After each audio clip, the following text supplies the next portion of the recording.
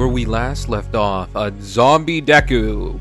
And UA had to help, well, freaking that one island, you know the one I'm talking about, freaking Island, because, zombie Deku decided to attack it with his zombies, have his horde get on top of the island, like infect, spread, like he does. Practically, it was a close call for the heroes. Tetsu practically almost got infected. All Might had to fight Nana Shimura, the zombie, and found out that they were somewhat conscious. Well, Nana Shimura was, so far that he knew. He couldn't truly trust her because she was, under the control of zombie Deku, which at this point, everyone completely believes that Deku has become the villain, the bad guy, the person that he wanted to stop at life, but in the end became the thing that he swore to destroy. But besides that, after this little recap, let's get back into the story. So we cut to an aircraft that has just crashed. A woman just wakes up in very much pain. She holds her throat, feeling bandages wrapped around it. She's looking around, confused, very curious of where the voice is coming from, describing her thoughts. But for now, she ignores it. She gets up and walks over to the mirror of the bathroom of the aircraft so she can see what happened to herself. And she sees that she's all there. And she looks to herself and says, "Who am I? Where am I? I don't remember." She feels something in her pocket, takes it out, sees her own ID, and it says Melissa Shield. She's like, "I'm Melissa Shield? Alright." She doesn't say that out loud though, because she tried to speak, and she just noticed that she can't say a word. She looks back to the mirror, tries to say anything, something, but no words come out of her mouth. Why? She looks back at the bandages and realizes her vocal cords have been cut. She can't speak.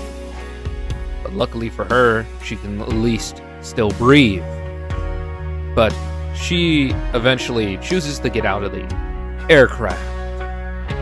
She starts walking down the aisles, looking around, trying to find anything of use, even though there's a lot of dead bodies around her, of looking like fellow passengers, states of very, very, gory moments. She continues walking while there's some people impaled, some on fire of their corpse, that type of usual. She finally gets out of the wreck of this aircraft, looking around, realizing she crashed into a city. She continues walking, and when she does, she sees someone else who is walking out of the aircraft as well, but then he gets tackled immediately, getting eaten by a zombie. She shouts in fear, tries to, but then remembers that she can't speak or make even any sound. So she takes that opportunity to hide as more and more zombies walk towards her direction. They walk past her hiding spot. Now she gets out and starts running, and she runs and runs and runs down into the city. She's looking around, seeing that the city looks like it's been attacked by a bunch of weeks, like months, and even 1 year by this point. Looking very disprepared, like it's about to fall apart at any moment, at any time. But besides that, she finds a gun, a pistol. She keeps it on her to keep herself safe, as she continues walking, trying to remember what she has forgotten. It's like she has amnesia. Well, that's what she's thinking, at least.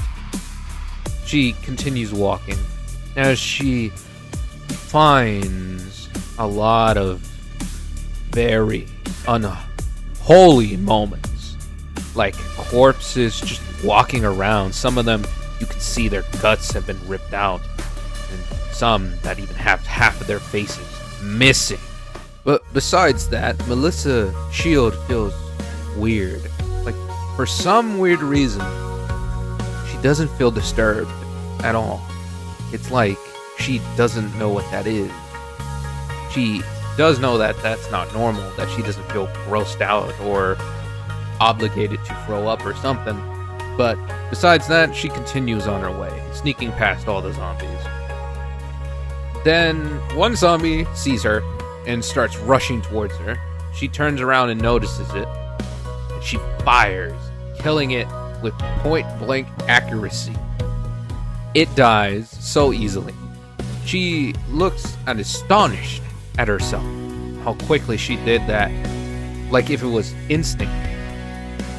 But she does realize, the fact being, she probably has to get out of there because maybe these things are attracted by sound.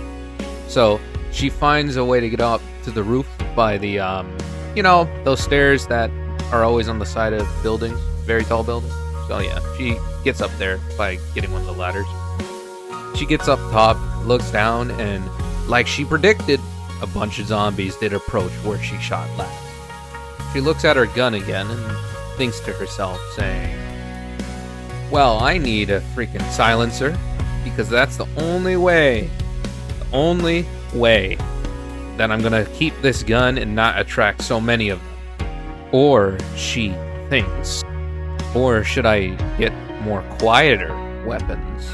After she thinks that thought, she feels a hand on her shoulder. She turns around, about to shoot whoever it is, but her hand instantly drops, still holding the gun, but not shooting or anything. She sees a man with the black and white armor, and the moment she saw him, she gets hit with a memory. Her on the floor, bleeding from the throat, about to die. But a similar man wearing the exact same armor picks her up, bandages her up, and lets her rest in a chair on that airplane. And she instantly, when she got with that memory, she instantly relaxed. The man says, nice to meet you. I am K.infinite. It is good to see you, Melissa Shield. She looks at him and says, do I know you? Well, I know that you saved me, but who are you? K.infinite looks at her and says, that's not too important. What is important is, well, you finding your father. He was on that plane when you crashed, remember? After K.infinite said that to her, Melissa remembers that her father was on that plane with her. She instantly worries, but K.infinite calms her worries. He says, don't worry, child. Your father is safe. Somewhere that not even the zombies won't be able to ever get him. So, I have an arrangement for you. It's super simple. You're gonna kill patient 0 of this zombie outbreak. And return, I will give your father back to you. She says, what? And K.infinite responds with, yes, you heard me. Kill patient 0, and I will give your father back. And if you're wondering who he was, patient 0 at least was, his name was Izuku Midoriya, or, well, Deku, because at this point, I don't know what name he's even going by at this point. But that's all I'm asking you to do. Kill him, save the world, and a bonus on top, you get your father back. And don't worry, he's being well taken care of. Just do this little tiny thing for me, and I will, well, make sure your father comes back to you. She looks at him and says, all right, I can do that. Just have to kill the guy who started it all, right? K.infinite says, yeah, so simple and easy. And don't worry, I already given you 2 gifts.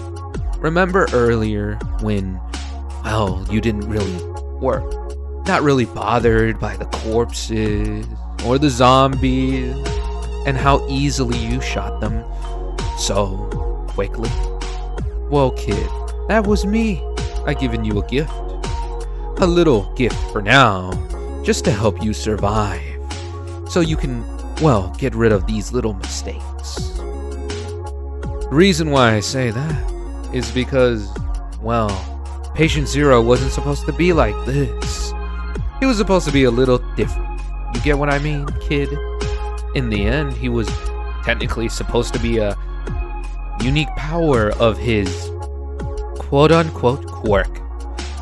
But something happened that, well, his power didn't originally realized, like the idiot is.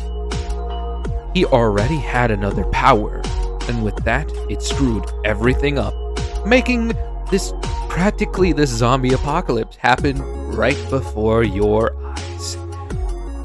But besides me blabbing on, just kill Patient Zero if you must. Not only that, technically, out of all these other dumb zombies, there's technically one other one. One who used to be a hero and, well, your uncle, All Might's mentor. Basically, if you wish, you can kill her, let All Might kill her, whatever. Just, she's gonna try to protect Patient Zero. Just letting you know. Melissa nods her head and she says, well, mentally, yeah, I can get that. And I just realized this guy can probably hear me through my thoughts. Because, well, how is he understanding what I said? K.infinite says, yeah, I've been reading your thoughts this whole time, so don't worry. And I patched you up the best I could, for now. Just kill Patient Zero and I'll fix your voice completely, so you can talk again. But that's only if you kill Patient Zero. So, you could say that's another sugar on top. But besides that, kid, I'm gonna go. Kill Patient Zero for me. And if you must, use this walkie-talkie to talk to me. I'll give you an upgrade or two if you get closer and closer to Patient Zero. Fair deal? After K.infinite says that, he holds his hand out. Melissa thinks for a bit, thinking of all the things that she could do, and shakes his hand, agreeing to this so easily. After that, we cut to Zombie Deku on Island, looking after the destruction that his zombies caused. And he smirks, saying how weak these humans are. Look at them, running away from this situation, like always, like these little cowards, like how they left me to die. None of them tried. Right, my dear friend? Well, I consider you a friend. But does it really particularly matter, my man? Because in the end, you're the one who's giving me power, right? I bet you're busy right now anyway, just helping me along. But I can detect that Nana Shimura, my favorite zombie, has lost. After he says that, he sends his zombies to go collect her body. Mentally, of course, since he doesn't really need to say anything. As his zombies go and do that, Cadaver and K.infinite have a chat. K.infinite says, so Cadaver, you having your fun with this, well, Deku, I guess? Cadaver says, yes, but what do you know, K.infinite? In the end, you just use all of us to mess with one boy throughout every universe. So why should I care of what you have to say? K.infinite says, well, because you forget your place, don't you? All of you who are me, you K's, you all have to follow my command. Do not forget that. Alright. And besides, in the end, I don't have to follow any of your rules. None of any of you. Because I can do whatever I want. And if I choose to put any of you anywhere at any time to mess with any Deku, then I will do that. Because they are watching. And you might be thinking, Cadaver, who do I mean? The dear viewers are watching, you idiot. They've always been watching. They've already seen a good chunk of this story, haven't they? But hey, if they're still watching, that's very incredible. After K.infinite says that, Cadaver says, on and on about these viewers. I don't know who you're talking about. But in the end, K.infinite, you given me orders to do whatever I wish with this Deku. But you still never answered me. Why did you talk to me for? K.infinite says, well, because I sent someone to come kill him. Why, you may ask? Because I just wanted to. It would make a very intriguing story, wouldn't it? After K.infinite says that, Cadaver looks at him and says, very well, K.infinite. After he says that, we cut back to Deku, getting Nana Shimura to him already. He looks at her and notices that she's not dead. She's knocked out cold as a zombie. He lifts up her head and touches her forehead. She instantly wakes back up, looking around, trying to find the person that she was fighting, to eventually realize that she's back with her, Deku. She looks at him and says, sir, and Deku instantly interrupts her, saying, you failed. I told you to deal with All Might, so I can take this whole thing easily. And what did you proceed to do? You let a lot of these people that were on here escape so easily. You let him knock you out.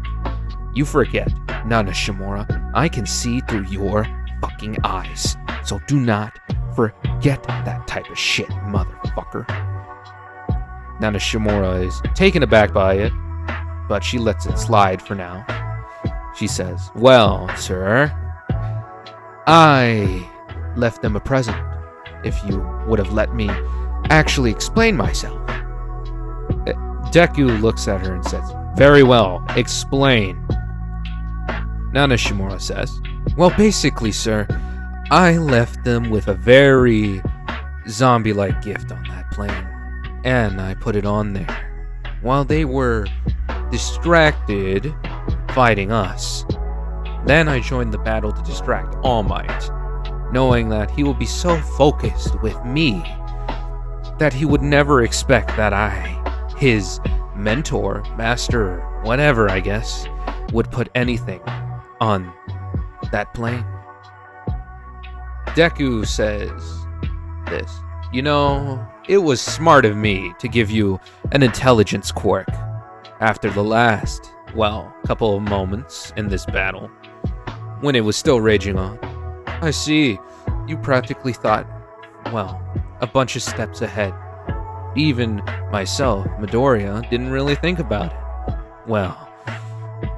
My greatest ally, Nana Shimura, you did good. I'm sorry if I yelled at you. Nana Shimura says, don't mention it, Deku. I was brought back to life to serve you, my great master. She says that with a very lovely voice.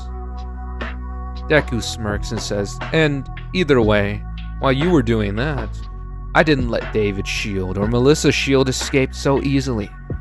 They're already back at Japan, but I have not seen any sightings from the other zombies back over there of David's shield. But however, I did see some sightings of Melissa's shield, and I have a very grave disturbance that something is wrong. You get what I mean? Nana Shimura nods and says, kind of, sir. In the end, it is up to you what we do of this, my dear master. That's what she says. And, Deku says, very well, that's a fair point.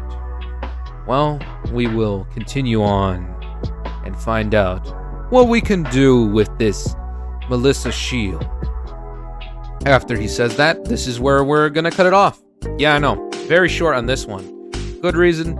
Yeah, I just didn't want to make it too long. But besides that, just like, subscribe, whatever. Look at these other videos YouTube maybe recommend or I put up there. Just give them a watch, listen through. If they sound bad, comment that they sound a little bit bad audio-wise, but they're really good stories, and give them a shot. And maybe watch more of my videos because I've been re-uploading after a very long time. Peace.